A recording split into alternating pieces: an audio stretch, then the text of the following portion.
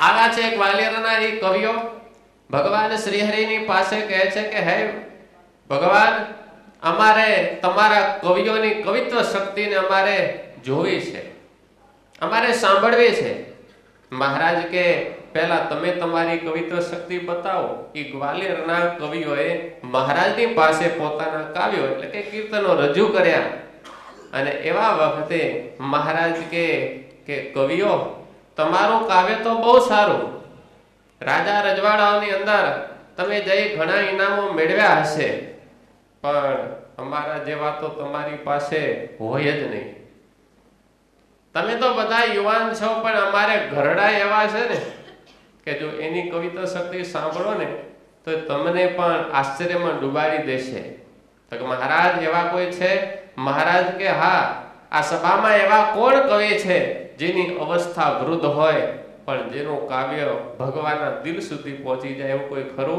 त्यारे सद्गुरु मुक्तानंद स्वामी उभा थया। महाराज ने कहे छे के महाराज हूँ तमारी पासे मारू कवित्व शक्ति रजू करूं पण महाराज एक शरत एना माटे तमारे गुलाल मंगावो पड़शे। भगवान श्री हरि कहे छे के स्वामी एमां शुं गुलाल मंगावी दई। दादा खाचर ने कहे छे के दादा गुलाब लाव फांट भरीने। ते आ बधा कविओने एम तो गुलाल ने आ साधु करशे शुं? पण जोईए हवे स्वामीनारायण कविओनी पासे शुं शक्ति छे। अने पछी भक्तजनो गुलाल आव्यो अने सद्गुरु मुक्तानंद स्वामी 60 वर्षनी उंमर जेनी छे तमारा जेवा ज हता, माथे धोळा वाळ ज हता। ए 60 वर्षे स्वामी गुलाल पथराव्यो अने स्वामी पोते कीर्तन बोलता जाय, ठुमका लेता जाय अने ए पोताना पगना जमणा अंगूठेथी एमां निशानीओ दौरता दौरता ए वखते आखो ए गुलाल उपर हाथी अंबाड़ीए सहित हाथी ने दौरी दीधो। त्यारे आ कविओने एम थयुं आपणे तो खाली गाई जाणीए छीए पण भगवान स्वामीनारायणना संतनी पासे तो केवी अद्भुत शक्तिओ छे। गाता जवुं, नाचता जवुं अने दौरता जवुं अने एमां ए हाथी बरोबर दौराई जाय। आ के हेलुं छे, आपणे तो दौरता होय ने तो नाक काननी जग्याए આવી જાય, कान नाकनी जग्याए આવી જાય। અને એ પણ મહારાજ નાના અને મારાથી 21 વર્ષ મોટા એ સંત પણ ભગવાને રાજી કરવાની વાત આવી કે આથી મારો પ્રભુ રાજી થશે ત્યારે સ્વામી પોતાની ઉંમરનું પણ જોયું નહીં અને મહારાજને રાજી કરવાનું એમને થાન આ બાબલાઓને જોતા મને એમ થયું કે અમને પણ એવું જ મહારાજને રાજી કરવાનું થાન છે। બોલો અમારા ગુણવંતભાઈ તો ફૂદેડી લેતા હતા, મેં કીધું ન પડે તો હાલ ફૂદે લેતા હતા પણ ખૂબ ભક્તજન આનંદ થયો। હવે આપણે ફરી પાછા ગઈકાલના વિષય ઉપર ભક્ત ભગવાનની આત્મીયતા ઉપર જશું, એને આપણે શ્રવણ કરશું। Oh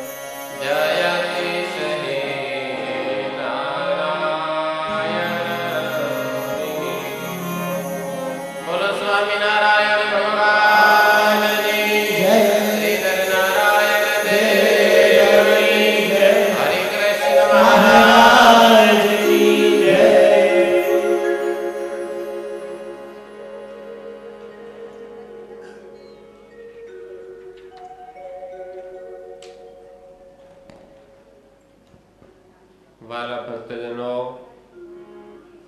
થોડોક ઈકો આપો ને, થોડો ઈકો.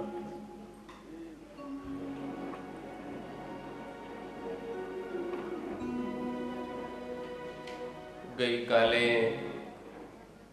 આપણે ભક્ત અને ભગવાનના આત્મીય સંબંધ વિશે કથાનું શ્રવણ કરતા હતા. આ સંપ્રદાયની અંદર એવા હજારો ભક્તજનો થઈ ગયા જેને મહારાજની સાથે એવો ગાઢ સંબંધ બાંધ્યો કે જે સંબંધ ભગવાન શ્રી હરિના દિલમાં સ્થાન પ્રાપ્ત કરી ગયો. મારું અને તમારું ભક્તજનો લક્ષ્ય એ છે કે આપણે ભજન કરીએ, સેવા કરીએ, કથા વાર્તા કરીએ, મહારાજને યાદ કરીએ, એ તો બરાબર છે, પણ જ્યારે સમય આવે ત્યારે આપણો ભગવાન આપણને યાદ કરે એવું મારે તમારે જીવન જીવવાનું છે. ભગવાન યાદ ત્યારે જ આપણને કરશે જ્યારે ભગવાનની સાથે આપણો નાતો દ્રઢ બન્યો હશે ત્યારે. એવા પ્રસંગોને જોતા હતા. આજ મને એક પ્રસંગ યાદ આવે છે કે ભક્તને ભગવાન સાથે કેવો આત્મીય સંબંધ હશે. એ ઉમરેઠ ગામ વડતાલની બાજુનો ઉમરેઠ ગામની અંદર નંદુ ઠાકર કરીને ભગવાન શ્રી હરિના ભક્ત છે. ભગવાન શ્રી હરિ વડતાલ આવે ત્યારે અવારનવાર મહારાજને કહે કે હે મહારાજ, એક વાર ઉમરેઠ પધારો. પણ એ પણ હા મહારાજ, તમે એક નહીં 500 પરમહંસોને તમે ઉમરેઠ લાવો.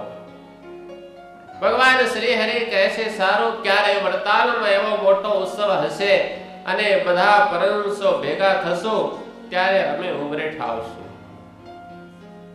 એમાં ઉનાળાના દિવસો અને સંતોને મહારાજે ઉત્સવમાં બોલાવેલા. સંતો પણ બધાએ આવ્યા. ત્યારે નંદુ ઠાકરે ભગવાન શ્રી હરિની પ્રાર્થના કરી કે હે મહારાજ, આજે 500 પરમહંસો અહીં આવ્યા છે તો ઉમરેઠ કાંઈ દૂર નથી. મહારાજ સંતોને લઈને ત્યાં પધારો, હું આગળ જઈને તૈયારી કરું છું. ભગવાન શ્રી હરિ કહે છે જાઓ ભક્તરાજ, અમે ઉમરેઠ આવશું. અને ભગત ઉમરેઠ ગયા છે. મનમાં એમ થયું કે મારા વહાલા મહારાજ અને મારા વહાલા સંતોને એવું સરસ ભોજન જમાડું. ભક્તજનો યાદ રાખજો, ભગવાન કે ભગવાનના સંત એ ભોજનના ભૂખ્યા નથી પણ ભાવના ભૂખ્યા હોય છે. એક ભક્તને જમાડવાનો કેવો ભાવ છે. આજે પરમહંસોને જમાડવાનો, મહારાજને જમાડવાનો ભાવ થયો. મનમાં એમ થયું કે શું કરું. વિચાર આવ્યો કે કેરીનો રસ બધા સંતોને અને મહારાજને જમાડું. અને ગાડા ભરી અને કેરીઓ એને મંગાવી રાખેલી. અને આ બાજુ મહારાજ અને સંતો ઉમરેઠ આવ્યા અને રસ તૈયાર થયો. બપોરની પંક્તિ થઈ. એના પહેલા મહારાજને જમાડ્યા. અને મહારાજ જ્યારે જમતા હતા, આજે રસ રોટલીનો ઉત્સવ એટલે નંદુ ઠાકર મહારાજની પાસે આવીને મહારાજને કહે છે મહારાજ, રસ હારી પેઠે જમજો. મહારાજ કે હા ભગત જમશું. અને મહારાજને ફરી પૂછે છે મહારાજ રસ કેવો છે. સારામાં સારી મોગી કેરીઓ મંગાવે છે. મહારાજ કહે કે નંદુભાઈ, રસ તો બહુ સારો છે પણ જો એમાં સાકર નાખ્યો તો મણા ન રહે. ત્યારે નંદુ ઠાકર સમજી ન શક્યા. મહારાજને કે મહારાજ, અમારી બાજુ ખાંડ નાખવાનો ધારો નહીં. મહારાજ કે ઠીક. ત્યારે પણ મહારાજ રસ કેવો. મહારાજ કે રસ તો બરાબર પણ માય ખાંડ હોય તો મણા ન રહે. પણ નંદુ ઠાકર સમજી ન શક્યા મહારાજ શું કહેવા માંગે છે. મહારાજ કે ઠીક. પછી જમી લીધું. જમ્યા પછી પરમહંસોની પંક્તિ થઈ અને ભગવાન શ્રી હરિને પ્રાર્થના કરી મહારાજ, આ તો તમારા હાથે સંતોને પત્તર ભરી ભરી અને તમે જમાડો. પત્તર એટલે તમને કદાચ નહીં ખબર હોય, એ વાટકા જેવું કટારો જેવા લાકડાનું હોય ને એને અમે પત્તર કહેવાય. એમાં બધી વાનગી આવી જાય. એટલે પત્તર ભરી ભરી સંતોને જમાડજો. મહારાજ કે સારું. અને રસ આવ્યો. ભગવાન શ્રી હરિ પીરસવા નીકળ્યા અને સાથે પીરસતા પીરસતા મહારાજને પૂછે, મહારાજ હારી પેઠે જમાડજો હો રસ. ત્યારે ભગવાન શ્રી હરિ કે હા, જમાડવા તો હારી પેઠે છે, પણ નંદુભાઈ આમાં હા કરો તો મણા ન રે. તો પાછા નંદુભાઈ કહે છે, મહારાજ અમારે અહીં હાકરનો ધારો નહીં, અહીંનો રસ જ એવો. 3-4 વખત આવી રીતે મહારાજને કહે. મહારાજ આવો જવાબ આપે. ભગત સમજી શક્યા નહીં. અને પછી જ્યારે સંતોની પંક્તિ પૂરી થઈ અને જે પ્રસાદ વધ્યો પોતાના પરિવારની સાથે જમતા હતા અને ભક્તજનો જ્યાં રસ જમ્યા તો રસ ખાટો નીકળ્યો. કોઈ વેપારી છેતરી ગયો હશે, મોઘા મોઘા ભાવની કેરી તો આવી પણ હામલો છેતરી ગયો, સસ્તામાં સસ્તી દઈ દીધી. ખાટો રસ અને નંદુભાઈ ને આમ જીવ અધર થઈ ગયો. આવો ખાટો રસ. સંતો પણ બિચારા જમ્યા તો ખરા પણ બધાની ચોટલી ઊંચું થઈ ગઈ. એવો ખાટો. પણ હવે આ મહારાજ પીરસે એટલે પ્રસાદી માની અને સંતો જમી તો ગયા. આવો ખાટો રસ.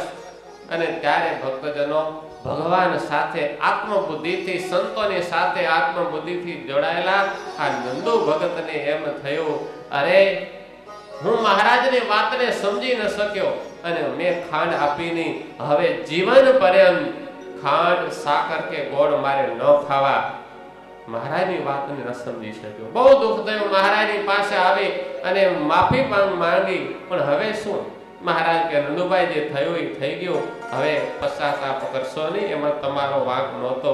નહીં મહારાજ, જાણે કે અજાણે ભૂલ થાય એ તો ભક્તનો જ વાંક કહેવાય. પણ જાઓ મહારાજ, હવે તમને રીઝવવા માટે હું જીવન પર્યંત ખાંડ સાકર ગોળ નહીં લઉં. ભક્તજનો આખી જિંદગી એને ખાંડ સાકર ન લીધી. લ્યો કેટલી આત્મબુદ્ધિ મહારાજમાં અને સંતોમાં છે. આ કે બહુ મોટો જાણી બુજીનો વાંક નહોતો, પણ આને ભગવાન સાથેનો ઈ ગાઢ સંબંધ હતો. ભગવાનના સંત સાથેનો ગાઢ સંબંધ હતો ને એટલે જ આવું થયું. અને ભક્તજનો આવા ભક્તને જ ભગવાન યાદ કરતા હોય છે. એ જ નંદુભાઈ ઉમરેઠ રહે છે. ડાકોર બાજુ એમનો ધંધો. અવારનવાર ડાકોર ખરીદી માટે જવાનું થાય. અને એક વખત આ ભગત ડાકોર ગયા. દર વખતે ડાકોર જવાનું થાય એટલે એક સાથે પોતે હથિયારધારી વડાવીઓ સાથે લઈ જતા હતા. એ વખતનો સમય એવો હતો, રસ્તામાં માલ સામાન લાવતા હોય તો ચોર લૂંટારાનો બહુ ભય રહેતો. આજે કોઈ વડાવીઓ ન મળ્યો એટલે નંદુભાઈને એમ થયું કે વડાવીઓ હોય કે ન હોય પણ હું જાઉં, જેવી મહારાજની મરજી. અને એકલા ભગત આજે ત્યાંથી ડાકોર ગયા અને ત્યાં કને જે કંઈ ખરીદવાની વસ્તુ હતી બધું ખરીદી કરી અને પાછા વળ્યા. સાંજ પડી ગઈ, રાત્રિ અંધારી થઈ ગઈ. ભગતને તો કોઈ ભય નહોતો, પણ મનમાં એમ કે અંધારી રાત્રિમાં ક્યાં જશું? રસ્તો પાછો ભૂલી ગયેલા. મુખ્ય રસ્તેથી ચાલ્યા હોત તો અંધારું થતા તો ઉમરેઠ પહોંચી જાત, પણ રસ્તો ભૂલાઈ ગયેલો. એને કારણે બીજે રસ્તે ચડી ગયા અને અંધારું પડી ગયું. ભગતને મુખ્ય રસ્તો મળતો નથી. મનમાં એમ થયું કે હવે આ જંગલની અંદર એક ઝાડ નીચે ટેકો દઈ અને અહીં રાત્રિ પૂરી કરી સવારમાં વહેલા પરોઢીએ નીકળી જશે. પણ ચોર લૂંટારાનો એ વખતે બહુ ભય. ભગતે તો એક ઝાડને ઓથે ઘોડી બાંધી, પણ મનમાં થોડોક વિચાર થયો કે આવા ઘોર જંગલની અંદર માલ સામાન સાથે પૈસાની મૂડી પણ ઘણી છે. રખેણ કોઈ ચોર લૂંટારા આવશે તો જો અહીં કોઈ ગામનો કે કઈક કોઈનો નેહડો હોય તો જાઓ, પણ અહીં કોનો નેહડો હોય? આમ દૂર દૂર નજર કરી ત્યાં ક્યાંય દીવો બળતો દેખાણો. મનમાં એમ થયું અહીં કોઈ વ્યક્તિ રહેતા લાગે છે, લાવો ને રાત્રિ ત્યાં ગાળો. પોતાનો ઘોડો લઈ અને નંદુભાઈ ત્યાંથી ભક્તજનો એ ગયા છે. ત્યાં તો સરકારી માણસના એ શાજરાવ મહારાજનો ગાયકવાડ સરકારી માણસનો કોઈ માણસ ત્યાં કને કુટીર બાંધી અને બેઠેલું. નંદુભાઈ ત્યાં ગયા છે અને પૂછ્યું કે આપ કોણ છો? તો કે અમે તો ગાયકવાડ સરકારના માણસ છીએ. આવો આવો, તમારા જેવા ભૂલેલાને ભટકી ગયેલાને અમે રસ્તો બતાવીએ છીએ. હવે અંધારી રાત છે, ક્યાં જશો? આજની રાત અહીં જ આરામ કરો. લ્યો આ ઘોડાને અહીં બાંધી દો, નિરણ નાખી દઈ. એક ઝાડ નીચે ઘોડો બાંધ્યો, નિરણ નાખી દેવામાં આવ્યું. નિરણ નાખી દીધા પછી કહ્યું કે ભક્તરાજ કંઈક જમ્યા કે નહીં? તો કે ના, આજ તો કાંઈ પહોંચવાનું હતું પણ રસ્તો ભૂલાઈ ગયો એટલે જમ્યા નથી. કાંઈ ચિંતા ન કરો, અમારી પાસે છે, લો જમો. અને જમાડે છે, સુખડી જમાડી. તો કે સુખડી તો મારે ન ખવાય. ભગત ખાવામાં કોઈ વાંધો નહીં. તો કે ના, તો કે બીજું તો અમારી પાસે ખાલી રોટલી છે. તો કે રોટલી અને પાણી ખાઈ લે, પણ સુખડી મારાથી ખવાશે એ નહીં. સામલા સરકારી માણસે કહ્યું કાંઈ વાંધો નહીં, જે તમારે જમવું એ જમી લો. અને જમ્યા છે. કહ્યું કે હવે અહીં આરામ કરો. એક ખાટલો આપ્યો, ખાટલામાં નંદુભાઈ સૂતા છે અને સરકારી માણસ એમના પગ દબાવે છે. તમે થાકી ગયા છો? તો કે ભાઈ રહેવા દો, તમે આટલી અમારી સરભરા કરી, હવે આથી વિશેષ કરવાની જરૂર નહીં. તો કે નહીં, અમારે નોકરી છે, સરકારનો હુકમ છે, કોઈ પણ વટે માર્ગનો અહીં કને આવે તો એની પૂરેપૂરી સરભરા કરવી જોઈએ, અમારી ફરજ છે, માટે અમને રોકશો નહીં. એમ કરીને પગ દબાવ્યા. પણ ભગત થાકી ગયેલા ને, રસ્તો ભાવ ભૂલી ગયેલા હતા, એટલે મનથી થાકેલા, તનથી થાકેલા. અને ભગત તો ત્યાં કને સૂઈ ગયા, એમને ઊંઘ આવી ગઈ. અને આ સરકારી માણસે રાત્રિ સેવા કરી. અડધી રાત્રિ વીતી ગઈ. અચાનક રાત્રે આંખ ઉઘડી. અડધી રાત જોતા તો હજી તો ઓલો માણસ પગ દબાવે છે. એટલે નંદુભાઈ કીધું ભાઈ હવે રહેવા દો, બહુ થયું, મને તો ઊંઘ આવી ગઈ હતી, ખબર રહી નહીં. તો કે હા, તમને ઊંઘ આવી ગઈ, તમારી આજ્ઞા વગર તો મારે એમને એમ તો રહેવાય નહીં. સારું, હવે તમે સૂઈ જાઓ. અને સૂઈ ગયા. સવારમાં વહેલા જગાડ્યા છે કે હવે જાગો અને આ રસ્તેથી તમે નીકળો. આગળ જતા ઉમરેઠનો રસ્તો આવશે અને ત્યાંથી આગળ તમે નીકળી જજો. અને આ માણસ પોલીસ વાળાને કહેવાથી નંદુભાઈ ત્યાંથી સવારમાં પાછું ઘોડો લઈ અને ચાલતા થયા. પણ મનમાં વિચાર આવ્યો કે આવા ઘોર વનની અંદર કેટલી વાર આ તરફ જવાનું આવવાનું થાય, પણ ક્યારે અહીં કને કોઈ ચોકી પહેરો હોય એવું તો જોયું નથી. તો શું હશે? એટલે મનમાં વિચાર થયો, લાવ જાણું. હવે સવાર પડી ગઈ હતી, અજવાળું હતું, એટલે બીજો કઈ ભય નહોતો. એટલે પાછા વળ્યા. જે જગ્યાએ આવ્યા ભક્તજનો જોયું તો ના તો કોઈ ચોકીવાળો, ના તો કોઈ કુટીર, અને ના બીજું કોઈ સ્થાન. એક ઝાડને જ્યાં ખીલે પોતાની ઘોડી બાંધી હતી એને જે લાદ થયેલી એ લાદ જોવા મળી, બાકી કાંઈ જોવા મળ્યું નહીં. ત્યારે નંદુભાઈને એમ થયું જરૂર મારો ભગવાન એ મારી રક્ષા કરવા માટે આવ્યો હોય. તમે વિચાર તો કરો ભક્તજનો, એક ભગતની ચિંતા. હવે ક્યાં ભગવાન અને ક્યાં આપણે જીવ. છતાંય જેમ એક માતા પોતાના બાળકનું કેવું ધ્યાન રાખે. બાળક ક્યારેક સમય ઘેર ના આવ્યો હોય, સતત માતાને ચિંતા થાય, વારંવાર ફોન કરાવે, ફોન કરો, ક્યાં છે બાબો? શું કામ? મા દીકરાનો સંબંધ એવો છે. એમ ભક્ત અને ભગવાનનો સંબંધ એવો છે. ભગવાન ભક્તની ચિંતા કરે છે. જરૂર મારા મહારાજે જ આ મારી રક્ષા કરવા માટે થઈ અને આખું અહીંયા કને ચોકી આ ઊભી કરેલી. બીજી તો ભગતને ચિંતા ન થઈ, પણ એક ચિંતા થઈ કે ઠીક મને જમાડ્યો એ સારું થયું, રાત્રિ મારી રક્ષા કરી સારું થયું, પણ મારા પગ દબાવ્યા એ સારું ન થયું. એટલે હાલ મારે મહારાજની માફી માંગવી પડશે. મહારાજ વડતાલ જ હતા, ઉમરેઠ ન જતા સીધા વડતાલ આવ્યા. સભાની અંદર ભગવાન શ્રીહરિ બેઠા છે. અને જ્યાં સભામાં આ નંદુભાઈ આવ્યા, મહારાજની દ્રષ્ટિ સામે પડી અને બફો ભબ મહારાજને દંડવત કરવા લાગ્યા. આંખમાંથી આંસુઓ ચાલ્યા જાય છે. ભગવાન શ્રીહરિ કહે છે હા હા નંદુભાઈ હવે રાખો રાખો. નંદુભાઈ રાખ્યું, પણ આંખમાંથી આંસુ ચાલ્યા જતા હતા. ભગવાન શ્રીહરિ કહેવા લાગ્યા કેમ ભક્તરાજ, કઈ વિપત્તિ આવી? કેમ દુખી છો? શા માટે રડો છો? સંતોને આશ્ચર્ય થયું. નંદુભાઈ જેવા સુરવીર હરિભગત, એને એવું શું દુઃખ આવ્યું કે મહારાજ આગળ આમ હિબકે રડે છે? મહારાજ કહે છે, મહારાજ ક્ષમા કરજો, ક્ષમા કરજો, માફ કરજો, મેં આપણો બહુ મોટો અપરાધ કર્યો. મહારાજ કહે છે, ભગત શાનો અપરાધ? અરે મહારાજ, હવે મને રમાડશો નહીં. આવી ઘોર રાત્રિની અંદર પ્રભુ તમે મારી રક્ષા કરી એ તો ઠીક, પણ તમે મારા પગ દબાવ્યા ને એ સારું ન કર્યું. ત્યારે મહારાજ કહેવા લાગ્યા, ભગત ક્યારેક ચેલા ગુરુના પગ દબાવે તો ક્યારેક ગુરુ પણ ચેલાના પગ દબાવે, એટલે એવી ચિંતા કરતા નહીં. આ તો તમારો મારો સંબંધ એવો છે, એને કારણે એકબીજાને કઈ એવો અફસોસ ન રહે. અને કહ્યું કે શું એક માતા પોતાના દીકરાના પગ ન દબાવે? એમાં એને શરમ આવે? એક માતા પોતાના દીકરાનું માથું નથી દબાવતા, એમાં એને શરમ આવે છે? આમ જોવા જાવ તો એ તો મોટા છે ને, છતાંય પણ એક માં બધી રીતે બાળકનું ધ્યાન રાખે છે. ત્યાં મોટા નાનાનો કોઈ ભેદ રહેતો નથી. તો કોઈ પ્રસંગ એવા પણ હોય છે ભક્તજનો, ભગવાન પણ પોતાના ભક્તની સરભરા કરે છે, એની સહાય કરે છે. અને ભક્તજનો, ભગવાનની તો શું વાત કરી, શું વાત કરવી. એક મને પ્રસંગ યાદ આવે છે. ભક્ત તો ભગવાનને માટે રડતો હોય, પણ ભગવાન ભગતને માટે રડ્યા હોય એવા તો બહુ પ્રસંગો ઓછા છે. અને મહારાજે તો આ વખતે પોતાના આશ્રિતો ઉપર એવી દયા અને કરુણા વરસાવી છે કે વાતો સાંભળતા સાંભળતા આપણને એમ થાય કે આ મુંડાયું છે એ ખોટે માર્ગે છે. કેટલો ભક્તની ચિંતા ભગવાન રાખે છે.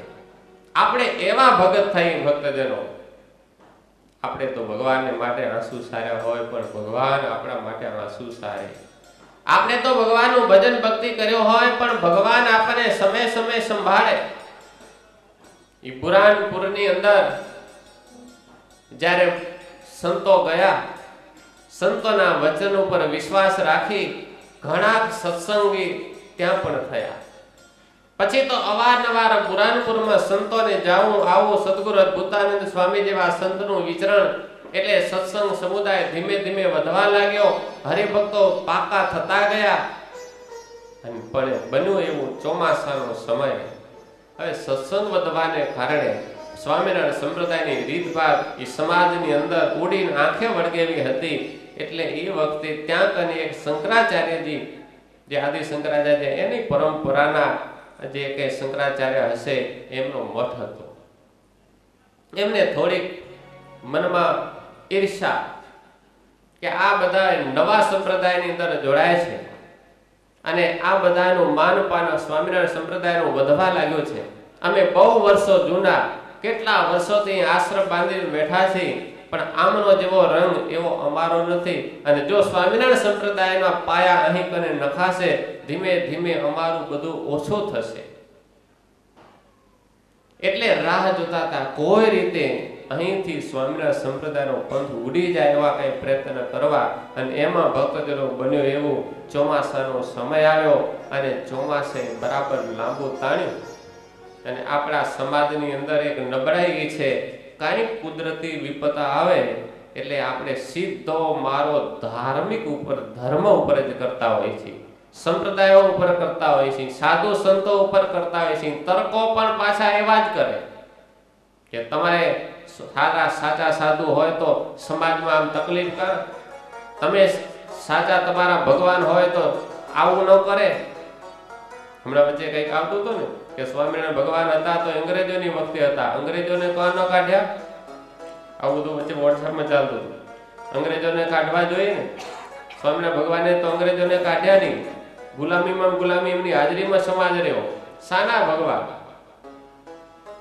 આવો તર્ક છે જે સમાજમાં થાય. પણ એમ ન માને કે અમે હફણા રહેતા નથી, ત્યારે એ જ ભગવાન અમને દંડ દઈને સીધા કરવા માંગે. એટલે આ બુરાનપુરની અંદર ચોમાસું જ્યારે લાંબો ખેંચાણો, દુકાળ જેવો જ્યારે લાગ્યો, ત્યારે હવે ક્યાં જાય? રાજા મહારાજાઓની રીત હતી, સાધુ મહાત્માના પગલા પકડે અને એમાં આમના મઠમાં ગયા અને જઈને કહ્યું છે કે આ વર્ષે કેમ વરસાદ આપણા ત્યાં વરસતો નથી. તો કે મહારાજા વર્ષે ક્યાંથી? આપણા ગામની અંદર મોટું એક પાપ પેઠું છે. શાનું પાપ? અરે ઓલો નવો સંપ્રદાય નહીં, સ્વામિનારાયણ સંપ્રદાય. મહારાજા એટલી વાત યાદ રાખજો, રાજાનું કર્તવ્ય છે પોતાના રાજ્યની અંદર કે અધર્મ થતો હોય તો અધર્મને એને ત્યાં કને પાછો હટાવવો પડે, અધર્મના મૂળ ઉખેડવા પડે. સાંભળો, માણસને કોઈ દી ભગવાન કહેવાય? તો કે નો જ કહેવાય ને. માણસ શાનો ભગવાન થાય? ભગવાન તો ભગવાન હોય. તો પછી માણસને ભગવાન કહી તો કેટલો ભગવાનનો અપરાધ કહેવાય?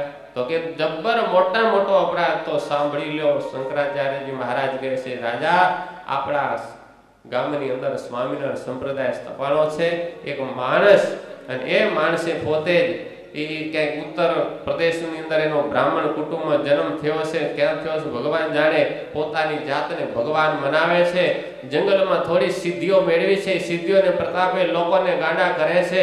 આવો જેનો માણસ થકી જન્મ છે એ જ માણસે આજે પોતાની જાતને ભગવાન મનાવે છે. આનાથી મોટું રાજ્યમાં પાપ કોને કહેવાય? રાજાને તો શાસ્ત્રનું જ્ઞાન નહીં. પાછું ઉમેર્યું કે ભગવાન તો એને કહેવાય કે જેના જન્મ અનાદિ હોય. અને આનો તો જન્મ હતો, માતા પિતા એના હતા, એના પરિવાર પણ એમનો પોતાની સાથે છે. તો જે માતા પિતા થકી જન્મ લે એને ભગવાન ન કહેવાય. ભગવાન તો એ ત્રિદેવ કહેવાય. બ્રહ્માનો જન્મ નથી, વિષ્ણુનો જન્મ નથી, મહાદેવજીનો જન્મ નથી, એ ભગવાન કહેવાય. આને ભગવાન કહેવાય એની એવી વાતો કરી કરી રાજાના મગજમાં ઠસાયું. એટલે રાજાએ કહ્યું કે શું કરું? તો મારે ત્યાંથી દુષ્કાળ જાય તો બસ સ્વામિનારાયણ સંપ્રદાયના આશ્રિતોને કહો એ સ્વામિનારાયણની કંઠીઓ તોડે, અને ન તોડે તો એમને કડકમાં કડક સજા કરો, તો આ પાપ જાય. રાજા વાજાને વાંદરા અને ભક્તજનો સત્સંગીઓને બોલાવ્યા અને રાજાએ બધી વાત કરી. મેં ઘણી વાર આ પ્રસંગ કીધેલો છે એટલે એને બહુ વિસ્તાર ન કરતા સત્સંગીઓને વાત કરી કે તમે એક માણસને ભગવાન કહી અને મારા રાજ્યમાં એક મોટું પાપ કરી રહ્યા છો, જેને કારણે ઇન્દ્રએ વરસાદ વરસાવ્યો નહીં. માટે સાંભળી લો, તમારે બધાએ સ્વામિનારાયણ સંપ્રદાયની કંઠી તોડવી પડશે, એનું ભજન તમારે છોડવું પડશે, અને નહીંતર તમને કડકમાં કડક સજા કરીશ. તમારા પાપે મારા રાજ્યમાં આજે દુષ્કાળ આવ્યો છે. ત્યારે સત્સંગીઓએ કહ્યું કે રાજા, દુષ્કાળ અને સુકાળ એ તો ભગવાનના હાથની અંદર હોય છે. વરસાદ વરસવો અને ન વરસવો એ તો ભગવાનના હાથમાં હોય છે. અને અમે ભગવાન સ્વામિનારાયણને સ્વીકાર્યા છે, એ સમજણ પૂર્વક સ્વીકાર્યા છે. કે ગાડરિયા પ્રવાહની જેમ લોલમ લોલમ નથી સ્વીકાર્યા. એ ભગવાન છે એટલે એને ભગવાન કહીએ છીએ. પણ રાજા એ વાતને સ્વીકારી નહીં. અને બહુ પછી દલીલો થઈ. સત્સંગીઓ કહે છે કે અમે સત્સંગ તો અમારે શિરને સાટે છે, એ સત્સંગ અમારે તૂટે નહીં. ત્યારે રાજાએ કહ્યું કે સાંભળો, તો હવે જો તમારા ભગવાન સાચા હોય તો મારા રાજ્યની અંદર વરસાદ થવો જોઈએ, અને વરસાદ નહીં થાય તો બધાને તમને કેદમાં પૂરી દઈશ. સત્સંગીઓએ કહ્યું કે મહારાજા, વરસાદ થવો એ તો ભગવાનના હાથની વાત છે. તો તમારો ભગવાન ભગવાન જ છે ને, કરાવો વરસાદ. વરસાદ નહીં આવે ત્યાં સુધી તમને કેદમાંથી છોડીશ નહીં. બોલો, આમાંથી જેટલા સ્વામિનારાયણ ભગવાન માનવા તૈયાર હોય એ બધા ઊભા થાવ. અને ભક્તજનો એક એક સત્સંગી ઊભા થઈ ગયા. અમે ભગવાન માનવા તૈયાર છીએ, અમે જેલમાં જવા તૈયાર છીએ. અને ભક્તો બધાએ જેલમાં ગયા. આ બાજુ ભક્તોને જેલમાં પૂર્યા છે. સવારે પૂરેલા જેલમાં ભક્તો આજે બપોરનો સમય થયો. રાજાને એમ થયું એને ભોજન તો આપવું પડશે ને. રાજા ભોજન આપે કેવું હોય, સત્સંગીઓને તો ગ્રાહ્ય ન થાય. ભોજન મોકલાવ્યું પણ સત્સંગીઓને એમ થયું કે આપણે રાજાનું અન્ન ખાવું નથી, ભૂખ્યા ભૂખ્યા આપણે રહેશું. ભજન કરો. બધા સત્સંગીઓએ હિંમત રાખી છે અને ભક્તજનો ભજન કરવા લાગ્યા. આ બાજુ ભક્તો ભજન કરે છે અને આ બાજુ ગઢપુરની અંદર ભગવાન શ્રી હરિની ચિંતા થઈ. તમને બધાને સત્સંગી કરવા ઈચ્છી છે, પાકા ભગત કરવા ઈચ્છી છે. એનું કારણ આ જ છે કે ભગવાન પડે પડે તમારી સહાય કરે, ભગવાન તમારા વાલા થાય, તમે ભગવાનને વાલા થઈ જાઓ. એ ભક્તો કેટલા ભગવાનને વાલા હશે. બપોરના સમયે લાડુભાઈ થાળ મોકલાવ્યો છે, મહારાજની પાસે થાળ આવ્યો. ભગવાન શ્રીહરિ અંતર્યામી પણ જાણતા હતા. ભક્તજનો જ્યાં મહારાજ કોળીઓ મુખે મૂકે અને ત્યાં તો બુરહાનપુરના સત્સંગીઓ યાદ આવે. આજ મારા ભક્તજનો ભૂખ્યા ભૂખ્યા ભોજન વિના ભજન કરી રહ્યા છે. એને રાજાએ કોઈના કહેવાથી દંડ મોટો ફટકાર્યો છે. હું એનો ભગવાન કેમ જમી શકું? અને કોળીઓ ભગવાને નીચે મૂકી દીધો. બ્રહ્મચારી કહ્યું કે મહારાજ કેમ? મહારાજ કે બ્રહ્મચારી થાળ લઈ જાઓ પાછો. અરે મહારાજ તમે કઈ માંદા છો? કઈ તકલીફ? મહારાજ કે નહીં બ્રહ્મચારી, મને નહીં ફાવે, લઈ જાઓ. અને એટલા મહારાજ ઉદાસ થઈ ગયા. આંખમાંથી દળ મહારાજને આંસુ ચાલી રહ્યા છે. બ્રહ્મચારી બહુ પૂછે છે, મહારાજ કહો આપ કેમ રડો છો? ભગવાન શ્રીહરિ કઈ ઉત્તર આપતા નથી. બ્રહ્મચારી તમે થાળ લઈ જાઓ. બ્રહ્મચારી થાળ લઈને પાછા તો આવ્યા. બાને થાળ આપ્યો છે. બાએ પ્રશ્ન કર્યો, બ્રહ્મચારી થાળ પાછો કેમ? મહારાજ શું નથી જમ્યા? બા મહારાજ જમ્યા પણ નથી અને મહારાજ રડે છે. લાલુબા જીવબાને દુઃખ થયું કે એવું તો શું આ દરબારમાં મહારાજે ખૂટે છે કે મહારાજ રડે છે? હાલો બ્રહ્મચારી હું આવું. લાડુબા બ્રહ્મચારીની સાથે આવ્યા છે. થાળ ફરી પાછો આવ્યો. મહારાજને કહે છે, મહારાજ મહારાજ કેમ આજ પ્રભુ થાળ ન જમ્યા? મહારાજ કહે છે, બા નથી જમવું, થાળ લઈ જાઓ. મહારાજ કે માંદા હો તો વૈદ્યને બોલાવી દવા કરાવી લો, પણ પ્રભુ થોડોક જમો. મહારાજ કહે છે, બા આગ્રહ ન કરો, થાળ લઈ જાઓ. હવે કોને કેવું? મહારાજ ઉદાસ મુખે ઢોલિયા ઉપર મસ્તક મૂકી મહારાજ હિપકે ભક્તજનો રડવા લાગ્યા. તમે વિચાર કરો, એક ભક્તની પીડા ભક્તને તો હશે, પણ ભગવાનને હશે એવી કથાઓ તો બહુ જ ઓછી આપણે સાંભળી હશે. ઢોલીએ મસ્તક મૂકી ભગવાન શ્રીહરિ રડવા લાગ્યા. અને બાને દુઃખ થયું. બ્રહ્મચારીને કહ્યું, બ્રહ્મચારી મહારાજના મનમાં શું છે કાંઈ ખબર નથી. તમે જાઓ સદગુરુ મુક્તાનંદ સ્વામીને કહો, એ વડીલ સંત છે, મહારાજને કહેશે એટલે જે કંઈ નિવારણ કરવાનું હશે આપણે કરશું. બ્રહ્મચારી ગયા છે મુક્તાનંદ સ્વામીની પાસે. સ્વામીને જઈને કહે છે કે સ્વામી આજ મહારાજ થાળ જમ્યા નથી અને મહારાજ રડ્યા કરે છે. સ્વામી મહારાજની પાસે આવ્યા. મહારાજને કહે છે, મહારાજ કઈ આપને તકલીફ છે? માંદા છો? તો મહારાજ વૈદ્યને બોલાવી. આજ બપોરે થાળ જમ્યા નથી અને ઉદાસ રડ્યા કરો છો. મહારાજ કહે છે, સ્વામી કાંઈ નહીં, તમે અત્યારે બપોર થઈ ગયા, આરામ કરો. પણ મહારાજ તમને ખબર છે આ તમારી વાત સંતોની પંગતમાં પહોંચી ગઈ છે. હું મહારાજ ભંડારમાંથી આવું છું. વાત ત્યાં પહોંચી, સંતોની પંક્તિઓ પડી ગઈ છે, બધાને પીરસાઈ ગયો છે. પણ પીરસાઈ ગયા પછી હરેનો જે નાદ કરી ત્યાં ખબર પડી કે આજ મહારાજ થાળ જમ્યા નથી. મહારાજ તમે નહીં જમો ત્યાં સુધી સંતો કોઈ નહીં જમે. મહારાજ કે બધી વાત સાચી, હું ભૂખ્યો છું, સંતો ભૂખ્યા રહેશે, હું સ્વામી જાણું છું. પણ હમણાં તમે જાઓ ને સંતોને કહો મહારાજની આજ્ઞા છે, મહારાજે સમ દીધા છે, ભોજન એમને એમ પડ્યું ન રાખતા, તમે બધાએ જમી લેજો. આખીર વાત સંતોની પંક્તિમાં ગઈ. સંતો પણ જમ્યા તો ખરા, પણ મન વગર. મહારાજે સમ દીધા હતા એટલે છૂટકો નહોતો. મન વગર મહારાજ જમ્યા. આખા દરબારમાં વાત ફેલાણી, ભક્તજનો કોઈ જમ્યા નથી. વારાફરતી સંતો મહારાજની પાસે આવે. ઉદાસ બેઠેલા એ સંતોને મહારાજને જોવે. સંતોને બહુ દુઃખ થાય, પણ મહારાજ કોઈ વાત કરતા નથી. સાંજ પડી ગઈ, સાંજે ફરી થાળ આવ્યો. એ જ રીતે મહારાજે થાળને પાછો મોકલાવી દીધો. હવે સંતોથી ન રહેવાનું. ભાઈ રામદાસજી અને મુક્તાનંદ સ્વામી બે વડીલ સંતો હતા. મહારાજ પ્રત્યે બહુ ગુરુભાવ, મહારાજની બે સંતો પ્રત્યે બહુ ગુરુભાવ. એટલે બંને વડીલ સંતો આવ્યા અને મહારાજને કહે છે, મહારાજ તમે કઈ કહેતા નથી. આજ બપોરે તમે ન જમ્યા, તમારે કારણે મન વગર સંતો જમ્યા. આજ હાંજ પડી, દરબારમાં કોઈ જમતું નથી. માને જે હોય મહારાજ કહો તો ખબર પડે, એનો કઈક રસ્તો કાઢી. આપ શા માટે ઉદાસ છો? ભક્તજનો, એ ગ્રહસ્થ ભક્તની ચિંતા, ત્યાગી સંતની ચિંતા હજી ભગવાન કરે, હજી સમજી શકાય. પણ ગ્રસ્તાશ્રમની અંદર રહેલા ભક્તો, ભગવાનની અનન્ય નિષ્ઠા રાખનાર, ભગવાનનું ભજન કરનાર, એની ચિંતા ભગવાન કરે.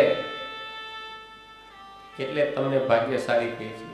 તમે ભલે એ આશ્રમમાં છો, પણ બહુ મોટા ભાગ્ય હશે કે ભગવાન તમારી ચિંતા પડે કરતા હશે. હા, નિષ્ઠા એવી હશે તો. બાકી આ બધી વાતો સાંભળી એમ થાય કે ઠીક, હવે આ તો બધું ઠીક, આપણે તો કરતા એમ જ કરવાનું હોય. ભગવાન શ્રી હરિને બહુ વિનંતી કરી છે, મહારાજ જે હોય તે કહો. ત્યારે એ વખતે ભગવાન શ્રી હરિ કહે છે કે સ્વામી શું કહું? બુરાનપુરના શંકરાચાર્યજી રાજાને એવી કાન ભમરણી કરી છે, આખો સત્સંગ સમુદાય બુરાનપુરનો અત્યારે ખેદમાં છે. સ્વામી બપોરે જમ્યા નથી, સાંજે પણ એ કોઈ જમ્યા નથી, ભૂખ્યા તરસ્યા મારું ભજન કરે છે. અરે મહારાજ એવો છે તો કહો તો ખરા. મહારાજ તો હવે શું કરશું? કયા કારણે ભક્તજનોને આવી પીડા રાજાએ પહોંચાડી? મહારાજે આખી વાત કરી. વરસાદ નથી થયો, એમાં આ ભક્તોને કેદ કર્યા છે. તો મહારાજ શું કરશું? મહારાજ કહે, ભક્તોને ધીરજને માટે એક પત્ર લખવો પડશે. સુકમુનિને બોલાવો. સુકમુનિને બોલાવ્યા. સ્વામીને કહ્યું, સ્વામી હું જે લખાવું તે લખો. અને પત્ર લખાયો. એમાં બહુ ધીરજતાના વાક્યો લખ્યા અને છેલ્લે કીધું કે સાંભળો, જરાય ચિંતા ન કરતા. આજથી ત્રીજે દાડે, પત્ર લખ્યો ત્યારથી ત્રીજે દાડે એટલે કાલનો દિવસ અને પ્રમદી સવારે ખાલી બુરાનપુર નહીં પણ આખા ભારત ભૂમિની અંદર વરસાદ થશે. ધીરજ રાખજો, ભજન ચૂકતા નહીં. આવા મહારાજે ધીરજતાના વાક્યો લખાવ્યા. સ્વામી પત્ર લખ્યો. પત્ર લખ્યા પછી મનમાં એમ થયું કોને મોકલવા? સ્વામીને કહ્યું છે, સ્વામી ઉતાવળા કોઈ ચાલે એવા કોઈ ખરા? ક્યાં પત્ર ઠેઠ બુરાનપુર પહોંચાડે? ક્યાં ગઢડા અને ક્યાં બુરાનપુર? મુક્તાનંદ સ્વામી કે મહારાજ એવા તો મયારામ ભટ્ટના ભાઈ ગોવિંદરામ હમણાં આયા છે, એટલે એ ઉતાવળા ચાલ્યા છે. મહારાજ કે હમણાં ગોવિંદરામને બોલાવો. સુકમુનિ કહે છે, મહારાજ હવે તો રાત્રિ પડી ગઈ, રાતના 10 વાગી ગયા. હવે અત્યારે શું? કાલ સવારે બોલાવશો ને મોકલશું. ભગવાન શ્રી હરિ કહે છે કે સ્વામી હવાર મારી નહીં પડે, બોલાવો. એમ ગોવિંદરામને બોલાવવામાં આવ્યા છે ભક્તજનો. ગોવિંદરામને પત્ર આપીને કહ્યું છે, ગોવિંદરામ હમણાં તમે અહીંથી ચાલો, બુરાનપુર જાઓ અને ત્યાંના ભક્તજનોને આ પત્ર વંચાવજો, ધીરજ આપજો. અમારા જૈનાને કહેજો કે જરાય ચિંતા કરજો નહીં, સમય આવશે ત્યારે બધાએ સારા માના થઈ જશે. અને ભલે તમારી અત્યારે કસોટી છે, પણ બુરાનપુરમાં ફરી કોઈ ઉપદ્રવ ન થાય એવું કામ અમારે કરાવવું છે. એટલે આ કસોટીમાંથી તમારે પાસ થવા માટે થોડી ધીરજ રાખવી પડશે. બધી વાત લખાવી છે. ગોવિંદરામ ભક્તજનો એ ત્યાંથી રાત્રિ ચાલ્યા. મહારાજે કહ્યું કે લ્યો આ એક ગુલાબનો હાર લેતા જાઓ. અને ત્યાં બધા ભક્તજનોને આખરે 60-70 જેટલા ભક્તજનો, ભાઈઓ બાળકો, નાના બાળકોની પણ નિષ્ઠાને ધન્યવાદ કે એ પણ પોતાના માતા પિતાની સાથે એ પણ જેલમાં પુરાણા હતા. એમને પણ કોઈ ખાધું પીધું નહોતું. ગુલાબનો હાર આપ્યો. બધા ભક્તજનોને હાર પહેરાવજો. ગોવિંદરામને થોડુંક મનમાં એમ થયું, પહેલી વાત તો એ અહીંથી બુરાનપુર જવું, ભૂખ્યા તરસ્યા બેચારા ભક્તજનો, કેટલા દિવસ થશે કાંઈ નક્કી પણ નહીં. એટલે ઝડપથી ચાલવું રહ્યું અને હાર બધાને પહેરાવાનો હશે. બધાને હુંઘાડી દઈશું એટલે હાર આવી જશે. ભક્તે મનને વાળી અને ત્યાંથી ચાલ્યા ઘેલા નદી આવ્યા. પણ અંધારી રાત્રિ એટલી કે ભગતને એમ થયું કે આવી અંધારી રાત્રિમાં ક્યાં ચાલીશ, અને એમાંય રખે જો રસ્તો ભૂલી ગયો તો સમય પહોંચવું પડશે, હશે ત્યાં પહોંચાશે નહીં. એક કામ કરું, એ ઘેલા કાંઠે આજની રાત્રિ સૂઈ જાઓ અને સવારમાં વહેલો પરોઢીએ ચંદ્રમાના પ્રકાશમાં ચાલતો થઈ જઈશ. ભગતે આવો વિચાર કરી ખડીયો હતો પોતાના મસ્તકે મૂકી અને ભગત ત્યાં કને સૂઈ ગયા. રાતના 11, 11:30 નો સુમાર થઈ ગયેલો. ભગતને નિંદર આવી ગઈ અને સવારમાં ભગત જાગ્યા. અને જ્યાં જાગ્યા ત્યાં તો તાપી નદીનો પ્રવાહ, આમ ધસમસતો પ્રવાહ ચાલ્યો હતો. એના ખડખડ ખડખડ ખડખડ અવાજો આવતા હતા. ભગતની આંખ ઉઘડી, જોયું ત્યાં તો નદીનો પ્રવાહ પણ આ ઘેરાનો નહોતો, બીજી વિશાળ નદી. અને સામે જોયો તો કોઈ મોટું શહેર. હવાના પરમાં કોઈ માણસ ત્યાં કને આવ્યો અને પૂછ્યું કે ભાઈ આ કયું શહેર છે અને આ નદી કઈ? ત્યારે કહ્યું કે આ તો તાપી નદી, આ શહેર તો બુરાનપુર છે. ત્યારે ભગતને એમ થયું મારા મહારાજે એક રાતની અંદર મને ઠેઠ બુરાનપુર પહોંચાડી દીધો. આ સત્ય વાત કહું છું, બનાવેલી વાત નથી. હજી 200 જ વર્ષથી આમાં ક્યાં બનાવવાનું. તાપી નદી એ વખતે પણ હતી, અત્યારે પણ તાપી નદી છે. ઘેલા નદી એ વખતે હતી, અત્યારે પણ ઘેલા નદી છે. અને ગોવિંદ રામને એમ થયું કે હવે જલ્દી જલ્દી જાઓ અને જૈન સીતા જેલર પાસે જઈને કહે છે કે મારે સત્સંગીઓને મળવો છે. અને સત્સંગીઓની પાસે ગયા છે, ઓળખાણ આપી. બધા સત્સંગીઓને હરખ થયો છે. પત્ર મહારાજનો વંચાવ્યો. પત્ર વાંચતા હવોના આંખમાંથી આંસુ આવી ગયા કે મારા ભગવાને અમારી કેટલી કેર કરી, અમારી રક્ષા માટે એક ભગતને મોકલ્યા, અને એ પણ કાલ સવારનો પ્રસંગ ને આજ સવારે તો મહારાજ અમારી સંભાળ રાખવા માટે આવી ગયા. બધાને હરખના આંસુ આવી ગયા. અને ભગતે કહ્યું ચિંતા ન કરો, કાલનો પત્ર લખેલો છે, પ્રમદાન એટલે આવતી સવારે તો સૂર્યોદય પહેલા વરસાદ થશે. અને સાંભળો, મહારાજે મને ગુલાબનો હાર આપ્યો છે, લ્યો આ બધાય હું તમને ગુલાબનો હાર એકને પહેરાવું, એટલે બધાય તમારે એને પ્રસાદીનો માની અને આંખે અડાડજો. ભગતે ગુલાબનો હાર કાઢી આગળ પડતા હરિભગતને પહેરાવ્યો. અને એને જે હાર પહેરાવ્યો ત્યાં તો ભગતના ગળામાં બીજો હાર તૈયાર થઈ ગયો. ભગતને આશ્ચર્ય થયું. હવે તો એમ થયું કે બધા ભક્તોને પહેરાવી દો, બીજો હાર બીજા ભગતને, ત્રીજો હાર ત્રીજા ભગતને. એ હાર જેમ જેમ કાઢતા જાય એમ જેમ આજથી 5000 વર્ષ પહેલા હસ્તિનાપુરની અંદર જ્યારે દ્રૌપદીના ચીરહરણ થતા હતા ને, ત્યારે ભગવાન કૃષ્ણ પરમાત્માએ એ વખતે એક સાડીમાં આખા 999 સારુઓના ચીર પૂર્યા હતા. એ પ્રસંગ આપણે જાણીએ છીએ. જેટલા ભક્તજનો નાના બાળકથી માંડી અને વૃદ્ધ હતા ત્યાં સુધી બધાને હાર પહોંચી વળ્યા. એટલા હાર થયા અને એક પણ ભગત બાકી ન રહ્યો. પછી હાર એમાંથી નીકળ્યો નહીં. ગોવિંદરામ કહે છે હવે રજા આપો, મારું કામ પૂરું થયું, હવે હું જાઉં છું.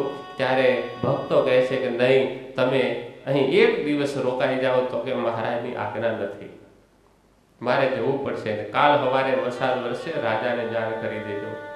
અને આ બાજુ રાજાને પત્ર પહોંચાડ્યો, જાણ કરી. પણ રાજા કહે છે કે એમ તો નહીં, વરસાદ વરસશે પછી તમને કેદમાંથી છોડીશ.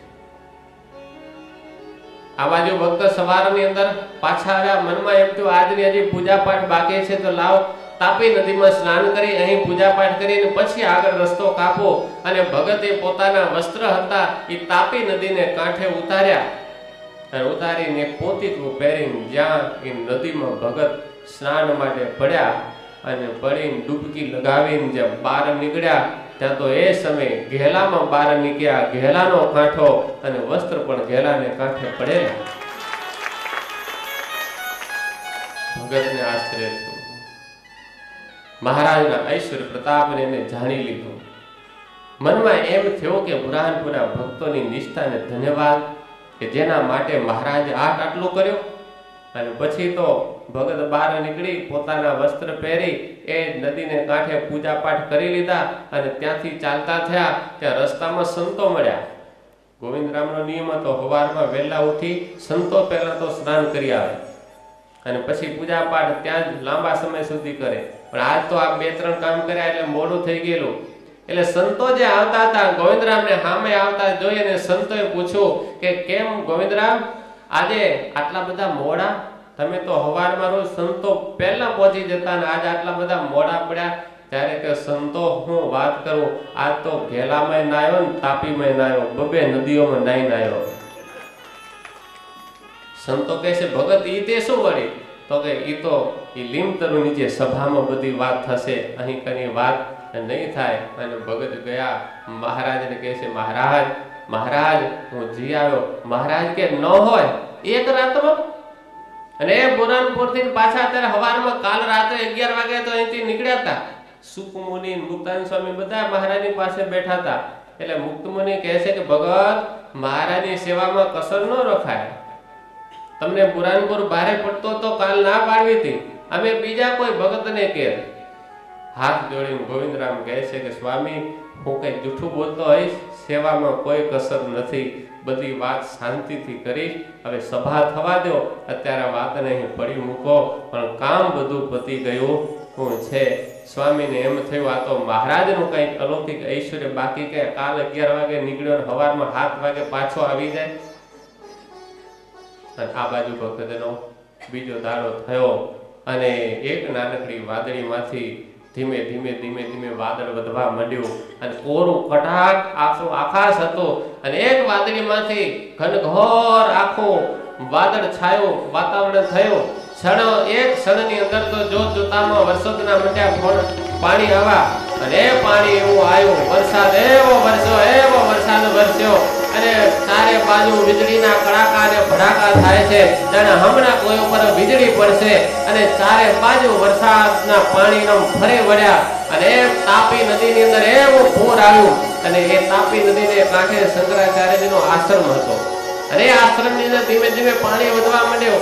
શંકરાચાર્યજીના ચેલાએ આવી અને કીધું કે ગુરુ હવે આશ્રમમાં પાણી આવ્યું, તો કે હવે પોતિકા લઈને ભાગો, નહીતર હવે આ આશ્રમ તણાઈ જશે. અને એ તો બધા પોતિકા લઈને ભાગ્યા. પણ આ બાજુ વરસાદે આખા આશ્રમને તાપી નદીની અંદર લઈ લીધો અને નદીમાં સમાવી દીધો. નદી એમને એમ પોતાના પૂરની અંદર તાણી અને ચાલી ગઈ. બાવાઓ બધા ત્યાંથી નીકળી ગયા. પણ આ બાજુ ભક્તજનો ઘટના એવી બની, આ વરસાદથી આખી પૃથ્વી પર વરસાદથી રાજાના અંતરમાં એમ થયું કે સત્ય સ્વામિનારાયણ આશ્રિતો છે. આખો દિવસ ખૂબ વરસાદ થયો, રાજાને ખૂબ આનંદ થયો. ન્યાયપ્રિય રાજા હતો. સત્સંગીઓને બોલાવ્યા અને સત્સંગીઓને કીધું તમારા સ્વામિનારાયણ ભગવાન પણ સાચા, તમારા સ્વામિનારાયણ ભગવાનના સંતોય સાચા અને તમે એથી વધારે સાચા.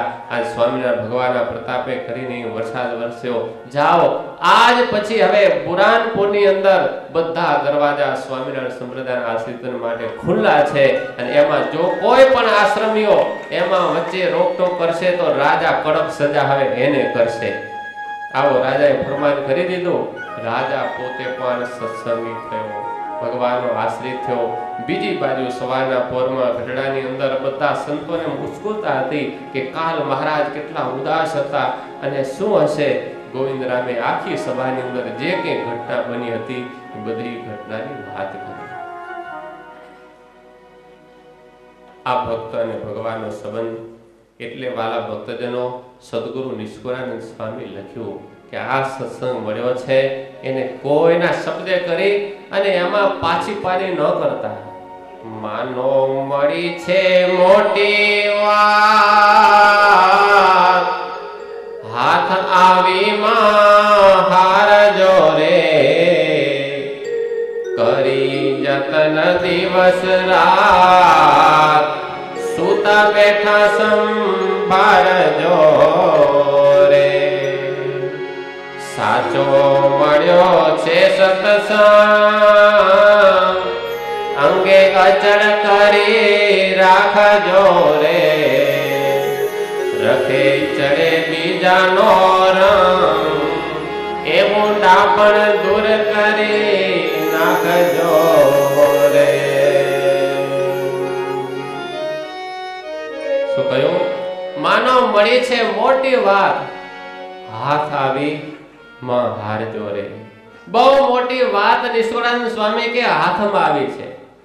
આવું ભગવાન અને ભક્તનું મિલન, ભગવાન અને ભક્તની આત્મીયતા એ કે નાની સૂની વાત નથી.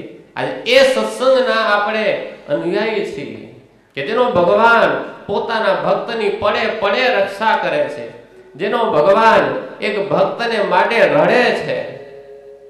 એવો આ સત્સંગ મળ્યો છે.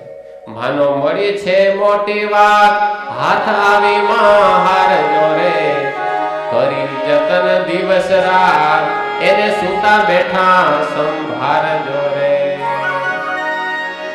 એને જતન કરી રાખજો, સૂતા ને બેઠા સંભાળજો. અહો મારું મોટું ભાગ્ય, મને આવો ભગવાન મળ્યો. અરે કોઈ ભાવમાં મને આવો ભગવાન નહીં મળ્યો હોય કે જે પોતાના ભક્તનું ધ્યાન રાખે છે, પડે પડે પોતાના ભક્તની સહાય કરે છે. આવો ભગવાન મળે ક્યાંથી, આવો સત્સંગ મળે ક્યાંથી? મારા બહુ મોટા ભાગ્ય. સાચો મળ્યો છે સત્સંગ, અંગે અચળ કરી રાખજો રે. કે સત્સંગ સાચો મળ્યો છે એને અંગમાં અચળ કરી રાખજો, દૃઢ કરી રાખજો.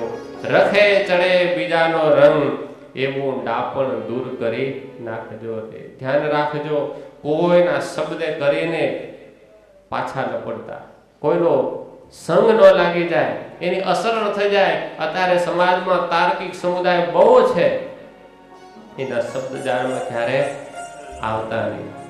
પછી તો બહુ સ્વામી મહિમા લખ્યો છે કે પૂર્ણ બ્રહ્મને ભેટ્યા છે. ક્યાં જીવ ક્યાં જગદીશ, આ બેને અણમળ્યાની વાત છે. આ બેને મેળાપ કોઈ દી થાય નહીં, છતાંય પણ એ ભગવાન મળ્યા છે. મને ભજવાનો રૂડો અવસર્યો રે, તમને ભજવાનો રૂડો અવસર્યો રે, તમને ભજવાનો અવસર્યો રે, તમને ભજવાનો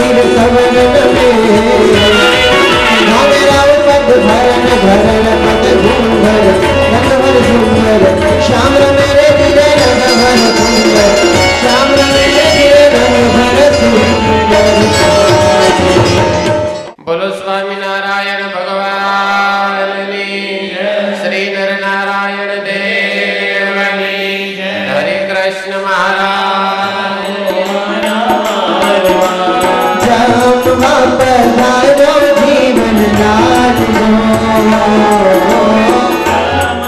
पधारो जीवन लाल जो, जामवा पधारो जीवन लाल जो, जामवा पधारो जीवन लाल जो, वेलाया वो मारा बाल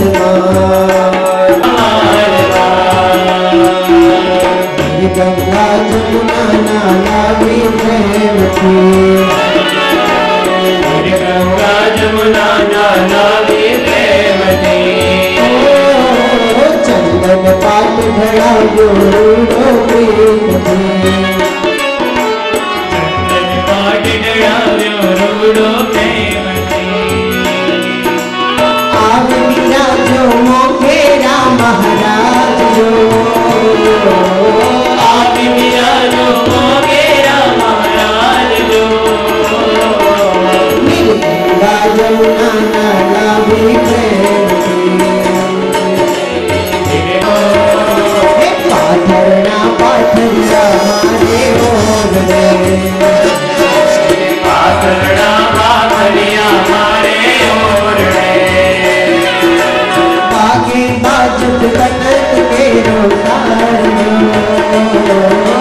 आगे बाजत कनक के रोसार जो, बहला बहला वो मारा बालवा, वेला वेलाया वो मारा बालवा, पूरो ठाड़ कनक लो मैं तो प्रीत थी, रसता सुंदर की भरा, लाडू ने रसता सुंदर की भरा, मर भी बेटा मर भी मैं शुभ सेव जो, मर भी बेटा मर भी मैं शुभ सेव जो, दूध पाकने शिखंड वासुकी सिरो, पाकने शिखर बसुमती सिरो, वेलाया वो मारा बालवा, वेलाया वो मारा बालवा,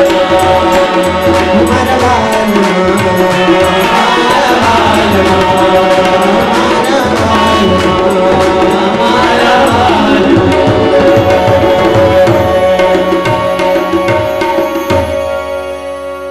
નવા સાથે કોઈ લેવા દેવા નહીં. આજે તમને એક મને વાત યાદ આવી, કહી દઉં. નવા જ હરિભગત છે, મને વાત કરતા હતા કે સ્વામી હું તો ક્યારે સત્સંગમાં આવ્યો નથી. મારી દીકરી યુવતી સભામાં જોડાણી અને એને સત્સંગ થયો. એને મને ફોન કરીને કહ્યું કે પપ્પા જુનાગઢના માં શિબિર રાખી છે, એટલે આ વખતે શિબિરમાં તમારે જવાનું છે.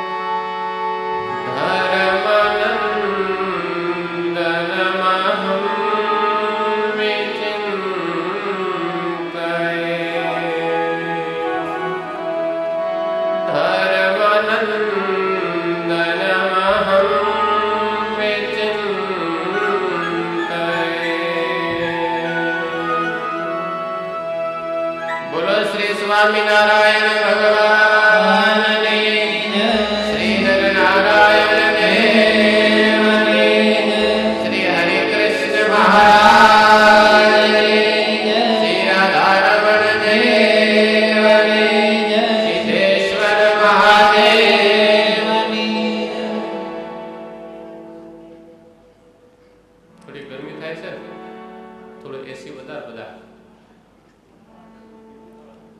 ધીમું કરવાનું તો વાંધો મારે તો આમે ઓછું જો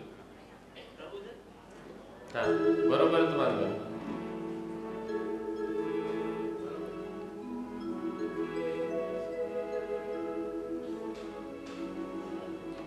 વાલા ભક્તજનો, શિબિર દરમિયાન મારો વિષય ભક્ત ભગવાનની આત્મિકતા, એમાં 3 વિભાગની અંદર મેં વહેંચણી કરી હતી. પહેલો વિભાગ ભક્તને ભગવાન પ્રત્યે અને ભગવાને ભક્ત પ્રત્યેની આત્મીયતા વિશેની આપણે ઘણી વાતો કરી. તમે ગ્રહસ્થ ભક્તો છો. આ સત્સંગની અંદર ગ્રહસ્થ ભક્તોએ મહારાજની સાથે જેવો ગાઢ સંબંધ બાંધ્યો, મહારાજની સાથે જેને આત્મીયતા કરી, એવા સારા પ્રસંગો વિશેની હજી તો ઘણા પ્રસંગો છે. આજ ખાલી વિષય ઉપર હજી વાત કરું તો હાથ દાડા સુધી આજ વિષય ચલાવી ભક્ત અને ભગવાનનો ખાલી સંબંધ તોય ઓછો પડે. પણ એમાંથી થોડા સારા દ્રષ્ટાંતો લઈ અને આપણે 1.5 દિવસ સુધી એ વિષય સાંભળ્યું. હવે બીજા વિભાગમાં આજ વિષય ઉપર થોડી બીજી વાત કરવાની છે.